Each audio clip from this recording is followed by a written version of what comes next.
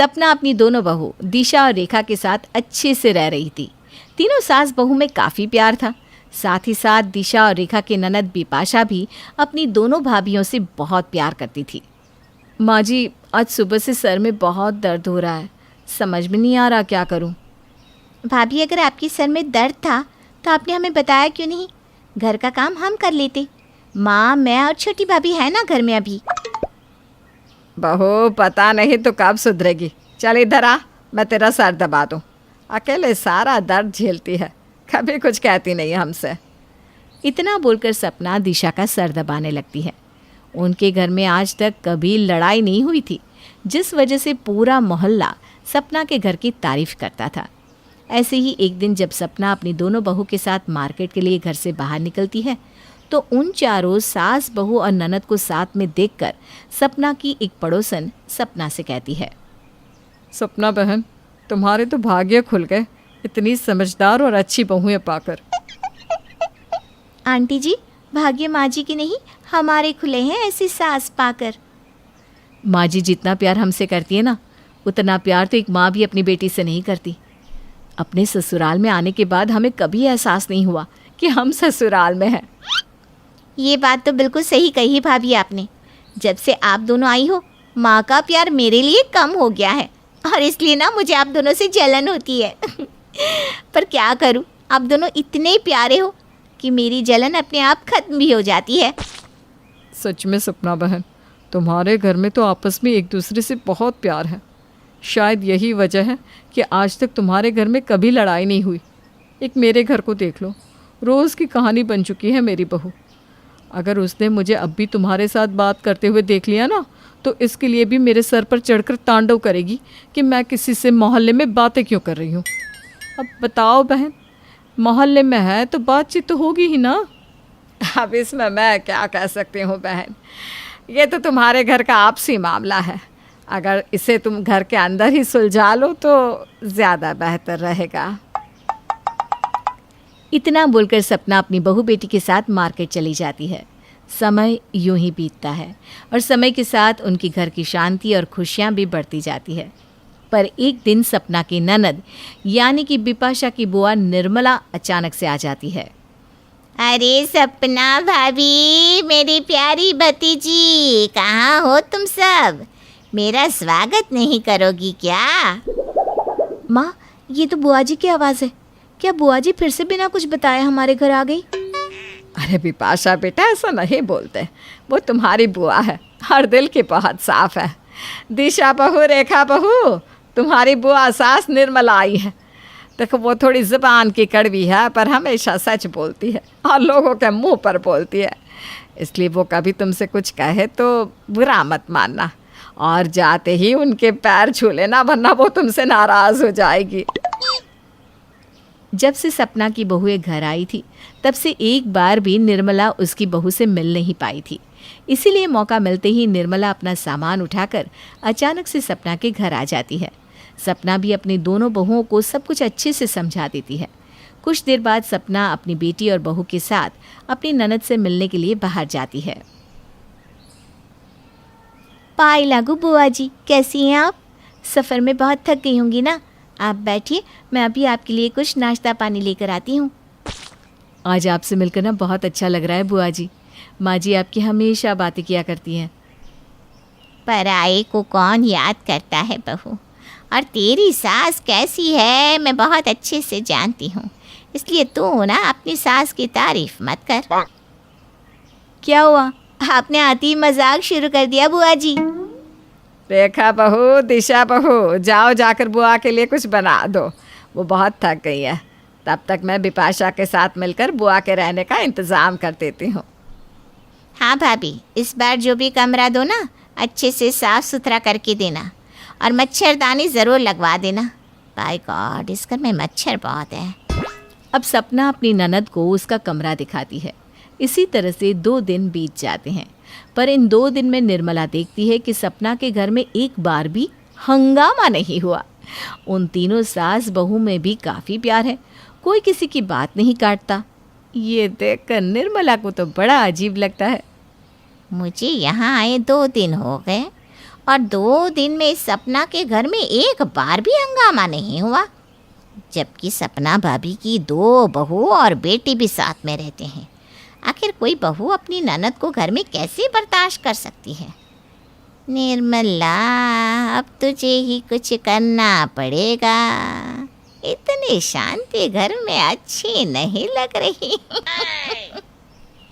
अब क्या था, निर्मला को सपना के घर की शांति पसंद नहीं आती और वो इस शांत घर में हंगामा मचाने के लिए अपने काम पर लग जाती है।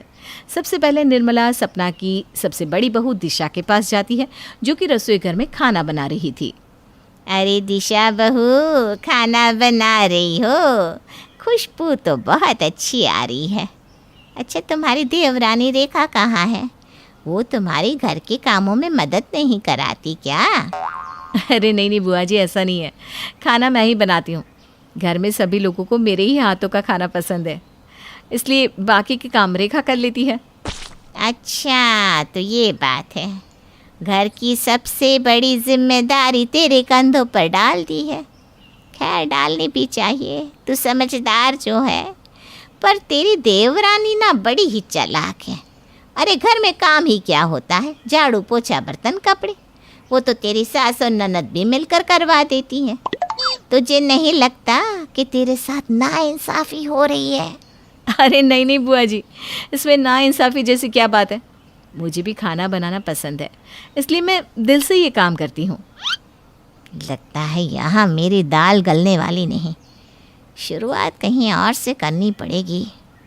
निर्मला दिशा को भड़काने की कोशिश करती है, पर दिशा अपनी बुआ सास की किसी भी बातों पर ध्यान नहीं देती। जिसके बाद निर्मला रेखा के पास जाती है, जहाँ रेखा पूरे घर के कपड़े अकेले धो रही थी। उसे इतने सारे कपड़े धोता देख निर्मला उसके काम में मदद करवाने लगती है और कहती है, हे भगवान, कितने सारे कपड़े हैं। लगता है इस घर में लोग एक दिन में 4-4 बार कपड़े बदलते हैं। बुआ जी, मुझे तो आदत है इतने कपड़े धोने की, बल्कि आज तो और दिन से कम कपड़े हैं। क्या इसे कम कपड़े कहती हो? अरे बहू, इसके बाद तुझे झाड़ू पोछा भी करना है। आराम तो तेरी जेठानी के है।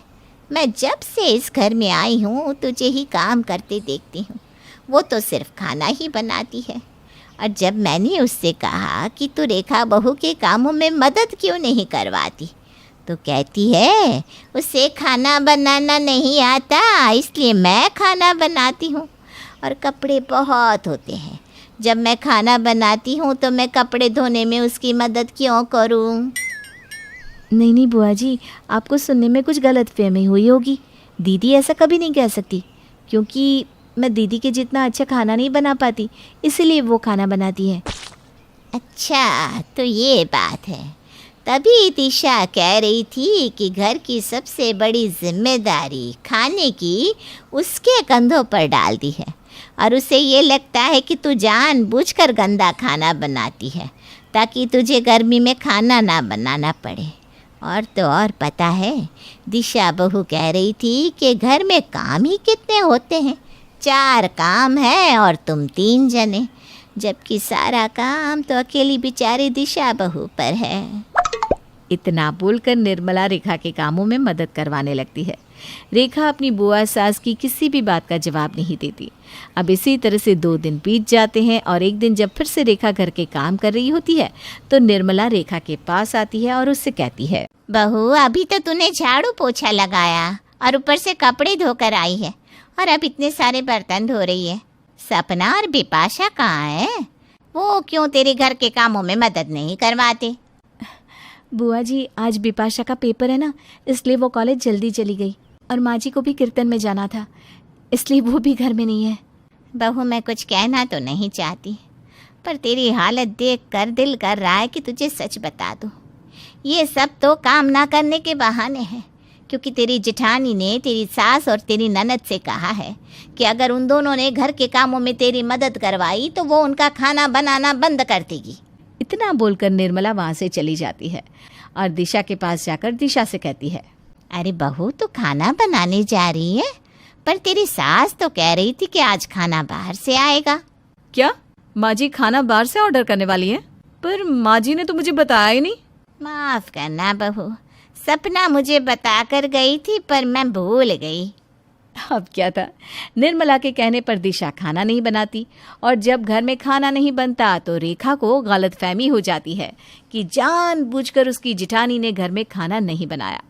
अब शाम को जब सपना और बिपाशा घर आते हैं और वो देखते हैं कि घर का पूरा काम वैसा का वैसा ही पड़ा है और घर में खाना भी नहीं बना, तो दोनों माँ बेटी दिशा और रेखा से कहती हैं, बहू, आज से पहले तो तुम दोनों ने ऐसी गलती कभी नहीं की, फिर आज ऐसा क्यों?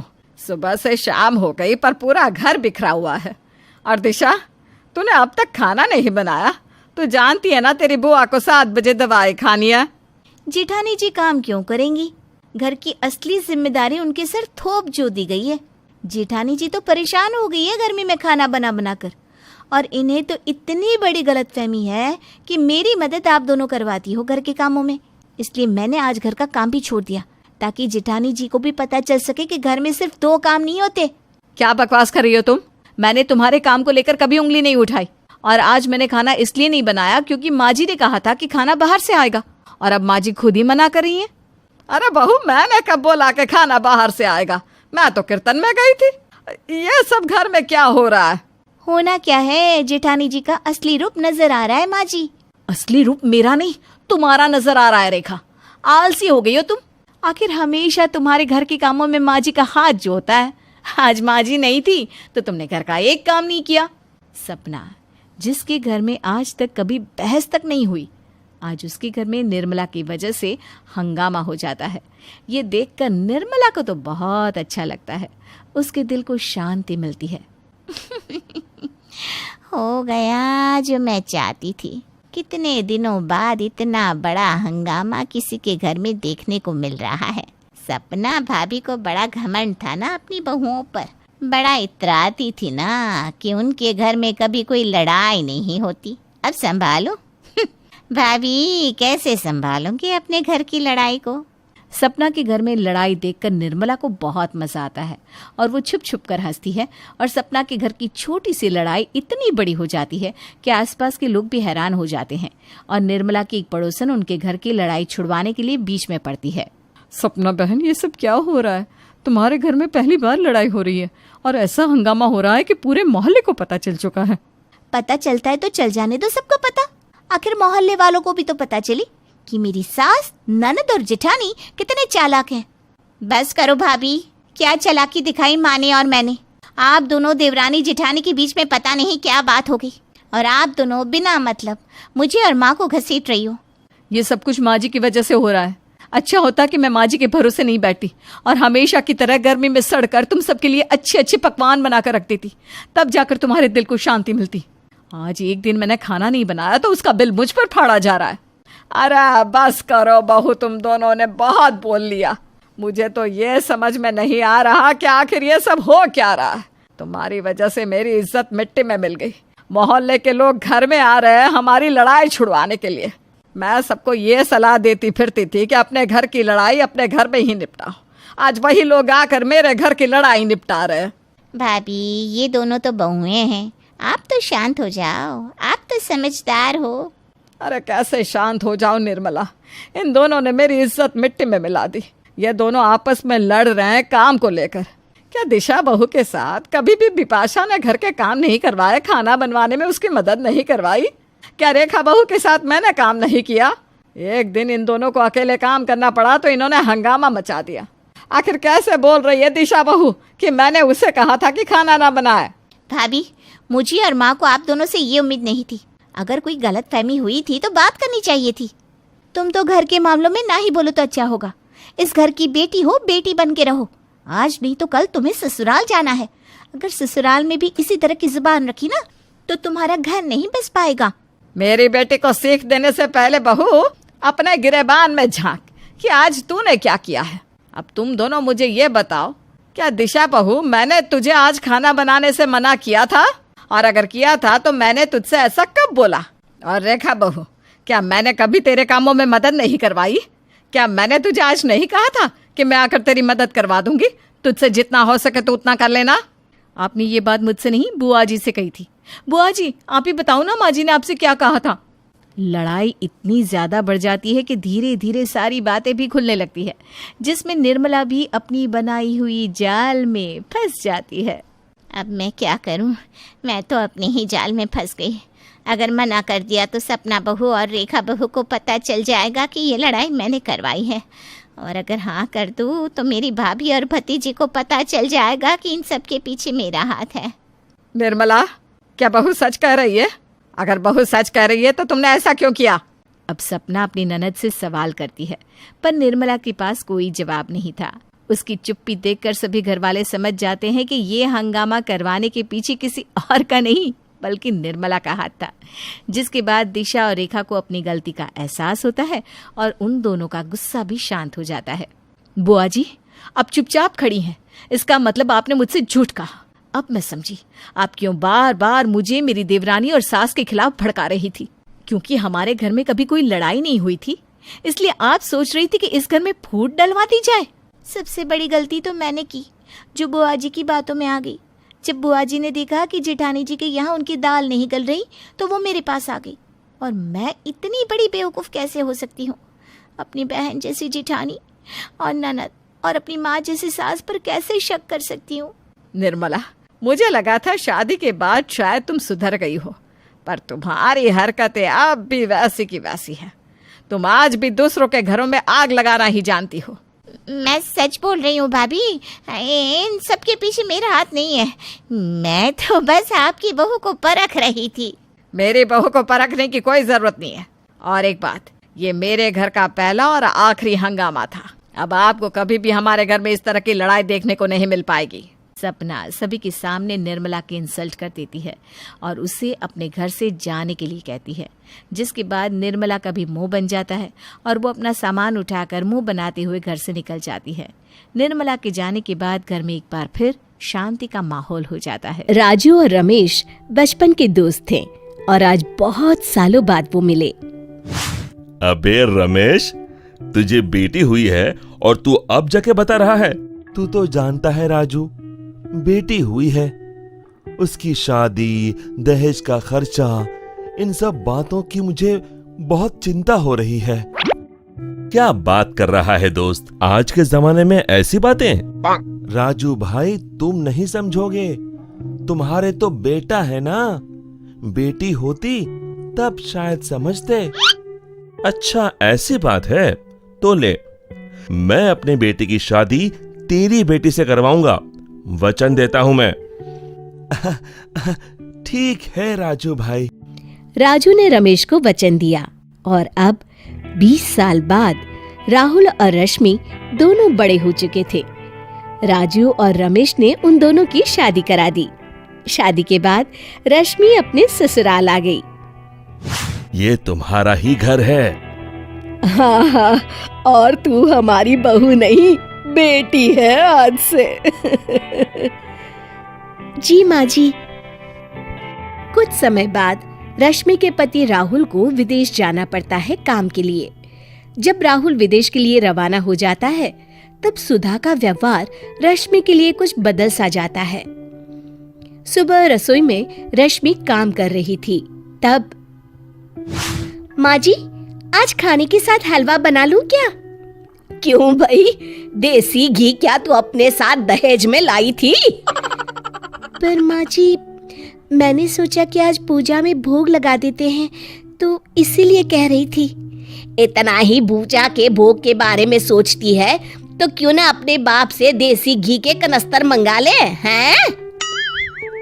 रश्मि वहां से चली जाती है और अपने कमरे में आकर एसी चलाकर बैठ जाती है। तभी सुधा वहां आ जाती है। अरे ओ राजकुमारी, बिजली का बिल क्या तेरा बाप भरेगा? जी माँ जी, गर्मी बहुत है। काम की ना काज की, दुश्मन अनाज की। चल जल्दी से उठ और बाथरूम में कितने कपड़े पड़े हैं धोने के लिए, उन्हें धो दे। यहाँ काम चोरों की तरह पड़ी मत रह।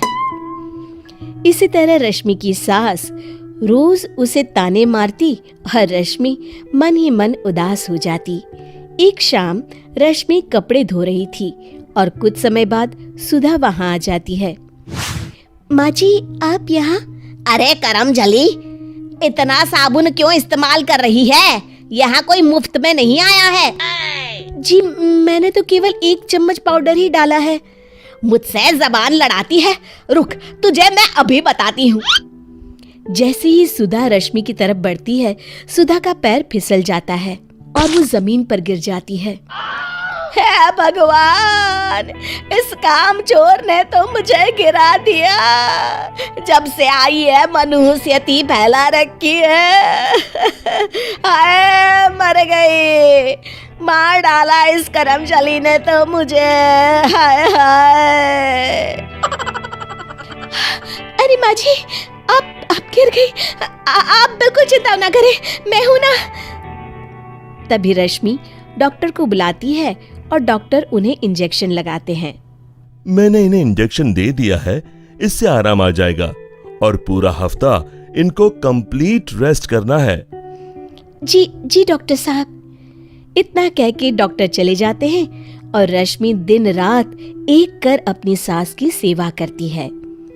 उसी रात सुधा को होश आता है तो वो देखती है कि राजू सामने खड़ा है। अरे भाग्यवान, ये कैसे हुआ?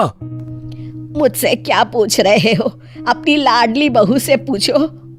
सुधा, तुम उसके साथ ऐसा व्यवहार क्यों करती हो? तुम्हें पता है, जब रश्मि तुम्हें कमरे में लेकर आई थी, तुम बेहोश हो गई थी और रश्मि ने फिर डॉक्टर को बुलाया और पूरा दिन तुम्हारी सेवा की, बिना कुछ खाए पिए, और यहाँ से एक पल के लिए भी हिली नहीं है वो। तभी रश्मि भी कमरे में आती है। लीजिए माँ जी, आपकी दवाई, इसे खा लीजिए, इससे आप जल्दी ही ठीक हो जाएंगी। रश्मि बेटा, मुझे माफ कर दो, मैं तुम्हें हमेशा ताने मारती रहती हूँ। नहीं माँ जी, ऐसा नहीं है, आप तो मेरी माँ की तरह हैं। और इसी तरह सभी फिर से खुशी खुशी रहने लगते हैं। शिक्षा, हमें कभी लालच नहीं करना चाहिए और हमेशा अपनों से अच्छा बर्ताव करना चाहिए। जॉनी, मुझसे ये सारा काम अकेले नहीं संभाला जाता, तुम एक अच्छी सी बाई रख दो ना। कौन सा सारा काम? जो मेरे साफ सफाई, बर्तन, कपड़े और खाना बनाने के बाद बच जाता है वो? जॉनी प्लीज ना, मेरे नेल्स खराब हो जाते हैं, स्किन भी ड्राई हो जाती है। तुम जानती हो ना, यहाँ खोई हुई सुई मिल जाती है पर आसानी से काम वाली बाई नहीं मिलती। अरे मिल जाएगी ना, फेसबुक पर ऐड डालो ना। व्हाट? ये क्या कह रही हो? वो काम वाली है, फेसबुक पर नहीं होगी। तुम्हें क्या पता, कल ही मेरी सहेली कीर्ति को उसकी काम वाली बाई की फ्रेंड रिक्वेस्ट आई है। क्या बात कर रही हो? यही कि कल ही मेरी फ्रेंड कीर्ति को। अरे बस बस बस, मेरा मतलब है कि बाई और फेसबुक पर। तो तुम कीर्ति वाली बाई को ही यहाँ पर लगवा लो ना। वो बिजी है, 2-4 घरों का काम खत्म करने के बाद जिम जाती है। वही मान गए, ठाठ है सबके। अब जल्दी से फेसबुक पर ऐड डालो ना। क्या लिखूं? काम वाली बाई चाहिए? पागल हो क्या? लिखो हाउस हेल्प चाहिए। स्नैक्स और टीवी टाइम के साथ साथ वाईफाई का पासवर्ड भी मिलेगा। हे प्रभु, क्या दिन आ गए हैं। अरे लिखो भी। अगले दिन घर की बेल बजती है। जी, आप कौन? हाउस हेल्प, आपने फेसबुक पर ऐड डाला था ना? हाँ, आओ आओ, तुम्हारा नाम? रानी। और आपका नाम? Sheena. Okay Sheena, nice meeting you.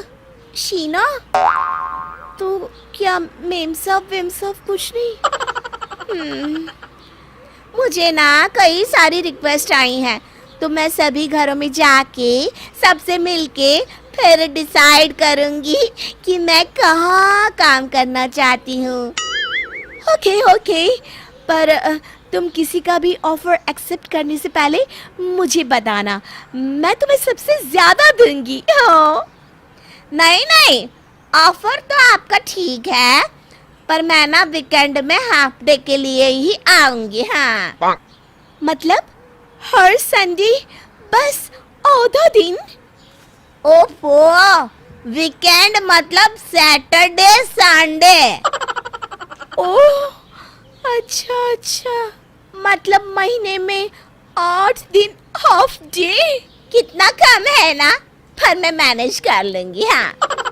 इसके अलावा होली, दिवाली, पैंटालून्स के शॉपिंग वाउचर्स, न्यू ईयर पे किसी भी क्लब के 2 पासेस, कैब से आने जाने का किराया, बस इतना ही। हाँ, इतने में मैनेज कर लूंगी मैं। हाँ। अरे बाप रे बाप, यही पास में ही बस स्टैंड है, हर 10 मिनट में बस आती है। अरे ना बाबा ना, बस तो क्या, ऑटो तक में मैं नहीं बैठती। हाँ, आऊंगी तो कैब से ही। मंजूर है तो बोलो। हाँ। समझ में नहीं आ रहा कि मैं बाई रख रही हूँ या मालकिन, इससे रानी कहूँ या मैम साहब। चलो मंजूर है, पर तुम काम तो सब करोगी ना? हाँ हाँ करूंगी ना, बस मुझे ना vacuum cleaner, washing machine, dish washer, microwave इतना चाहिए होगा। तो तुम क्या करोगी? इन सब को चलाऊंगी ना अपने हाथों से। हाँ। बाप रे, ये तो मुझसे भी बड़ी मतलब कि बहुत ही बड़ी कमजोर निकली। जल्दी बोलो मिस शीना, नीचे कैब वेट कर रही है। अच्छा ठीक है, कल से आओगी ना? नहीं नहीं, नोटिस पीरियड भी तो होता है ना, मुझे भी थोड़ा ब्रेक चाहिए। देखिए 10 दिन के बाद आऊंगी मैं। ओके, और कोई डिमांड है आपकी? फिलहाल तो नहीं, होगी तो कॉल करूंगी। हाँ मैं। हे प्रभु। रानी वहां से चली जाती है। और आज कैसा रहा तुम्हारा दिन? आज ना रानी साहिबा आई थी। रानी साहिबा? कहाँ की रानी? कहीं ना कहीं की तो रानी थी ही वो। फेसबुक का एड देख कर आई थी, डिमांड्स की लिस्ट देकर गई है, ये देखो। ये क्या मजाक है? मजाक नहीं, सच है। उसे ये सब चाहिए, और कुछ याद आएगा तो कल बताएगी। और तुम उसे रखना चाहती हो? और मैं क्या करूं? कोई और मिलती भी तो नहीं है। ठीक है, जैसी तुम्हारी मर्जी। तुम चाहो तो ये सब सुविधाएं मुझे दे दो और मुझे काम पर रख लो। हाँ। टोनी प्लीज ना, मजाक मत करो। मजाक तो रानी कर रही है। हाँ। 10 दिन बाद रानी काम पर आती है। टोनी दरवाजा खोलता है। जी, आप कौन? आप शीना की कोई फ्रेंड होगी, पर अभी ना वो मार्केट गई हुई है। आप आइए ना अंदर। मैं रानी, शीना की हाउस हेल्प। क्या? मतलब कि अच्छा अच्छा, तो रानी, तुम सबसे पहले 1 कप अच्छी चाय बना दोगी, तब तक शीना आ जाएगी, वो तुम्हें सारा काम भी समझा देगी। 1 कप चाय आप नहीं पिएंगे? ओ, मेरा मतलब है 2 कप चाय बना लो हम दोनों के लिए। तभी बेल बजती है। रानी दरवाजा खोलती है। ओह, तुम आ गई। मैंने सोचा यहाँ ज्वाइन कर लूँ तो मिसेस मल्होत्रा को जाके बता दूंगी कि अब मैं वहाँ से जॉब छोड़ रही हूँ। नहीं नहीं, ऐसा गजब मत करना। एक्चुअली रानी, तुम मिसेस मल्होत्रा की यहाँ ही कंटिन्यू करो। हम ना थोड़े दिन के बाद हेल्प रखेंगे, अभी बाहर जा रहे हैं ना। व्हाट? ये आप मुझे अभी बता रही हैं? सॉरी, थोड़ा लेट हो गया। ये लो, तुम्हारा आज का कैब का पेमेंट। हाँ, फिर जब भी जरूरत होगी तुम्हें कॉल कर दूंगी। My God! ये क्या किया? तुम्हें हाउस हेल्प नहीं चाहिए? नहीं जी, मैं अपनी जिम की मेंबरशिप कैंसिल करवा के आ रही हूँ। कल से घर के काम मैं खुद ही कर लूंगी। जब ये घर मेरा है तो यहाँ की रानी भी तो मैं ही रहूंगी ना। सही कहा। शिक्षा, जहाँ तक संभव हो अपना काम हमें स्वयं ही करना चाहिए। सुषमा के घर को छोड़कर मोहल्ले में कोई घर ऐसा न था जिसमें रमा काकी ने झगड़ा ना करवाया हो। एक बार मोहल्ले की कुछ औरतों ने उन्हें एक हफ्ते के अंदर सुषमा के घर में झगड़ा करवाने का चैलेंज दिया। रमा काकी चल दी सुषमा के घर। अरे ओ सुषमा, कोई है घर में? पूरे दरवाजे खुले पड़े हैं। हाँ जी। अरे ओ सुषमा, कहाँ गायब हो? खाली आवाज सुनाई दे रही है मिस्टर इंडिया के जैसी। आइए रमा जी बैठिए। क्या कर रही थी रसोई में? बहू मायके गई है क्या? नहीं जी, भुवन और गौरी दोनों को मेरे हाथ की कचौड़ी बहुत पसंद है। वही बना रही थी और सिखा भी रही थी। अपने सर पर हाथ मारती हुई रमा बोली, तू ना अपनी बहू को बहुत सर पर चढ़ा रही हो सुषमा। अभी भी वक्त है, संभल जाओ, नहीं तो फिर रोगी सर पकड़कर।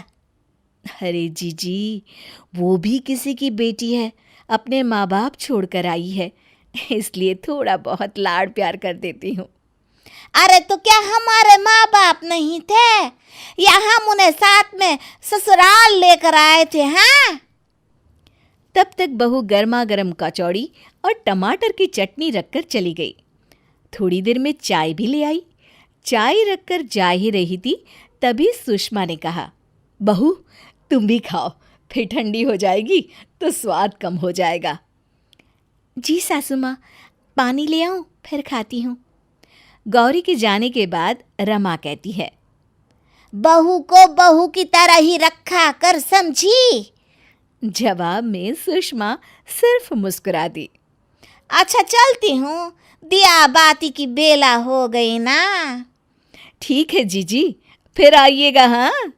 हाँ जरूर आऊंगी, आना ही पड़ेगा। फिर मन में कहती है, जब तक ये सास बहू की जुगल जोड़ी तोड़ ना दूं। कुछ कहा जीजी?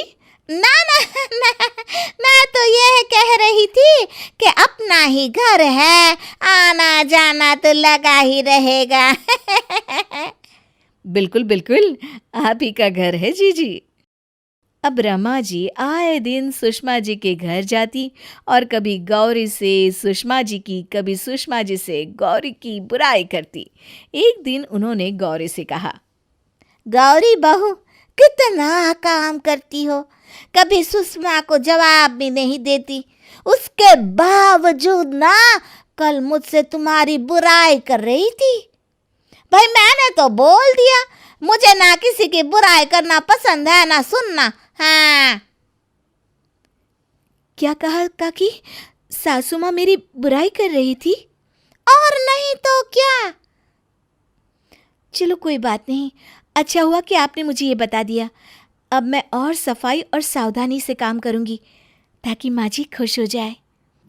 अपनी चाल को ना चलते हुए देखा तो रमा उल्टे पांव वापस चली गई। काकी अब बैठिए ना, सासू माँ आती ही होंगी। फिर कभी आऊंगी, अभी बहुत काम है।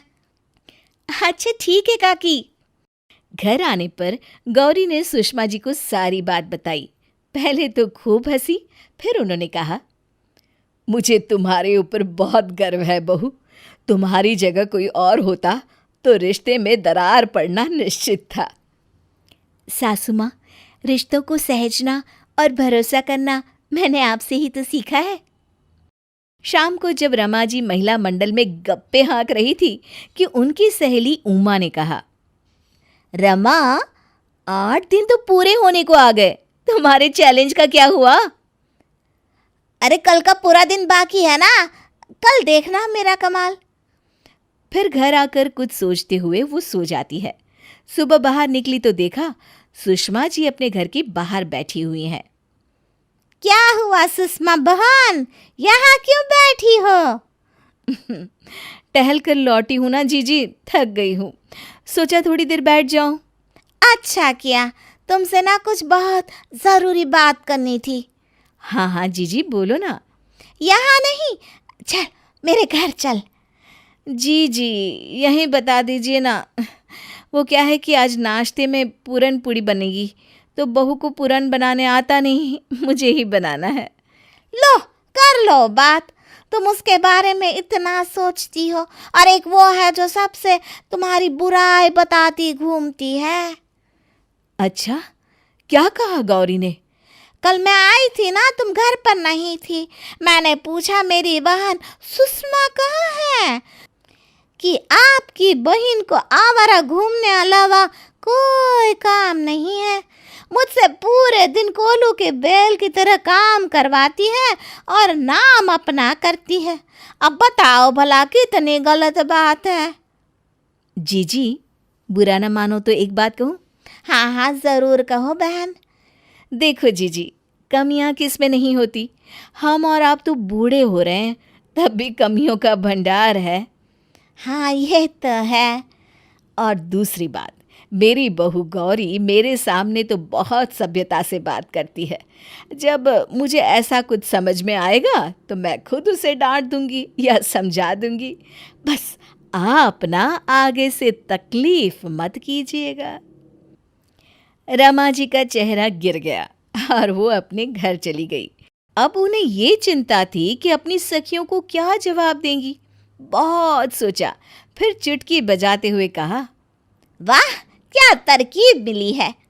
शाम को जब औरतें उनके घर आई तब उन्होंने कहा, ले अरे मैं ही आने वाली थी तुम लोगों के पास। अरे हम ही आ गए तो क्या हुआ? अब बताओ सास बहू में अनबन हुई या नहीं? देखो ये तो मैं शुरू से जानती थी कि उनके बीच फूट नहीं पड़ने वाली। बस ये सारा नाटक मैंने तुम लोगों को दिखाने के लिए किया था कि अगर तुम लोग सामने वाले की कमी देखने के बदले खुद में सुधार करो तो घर में कभी क्लेश ना हो, समझी? अब जाओ अपने अपने घर, मुझे बहुत काम है। शिक्षा, किसी भी रिश्ते में विश्वास पक्का हो तो कोई भी उस रिश्ते में दरार नहीं डाल सकता।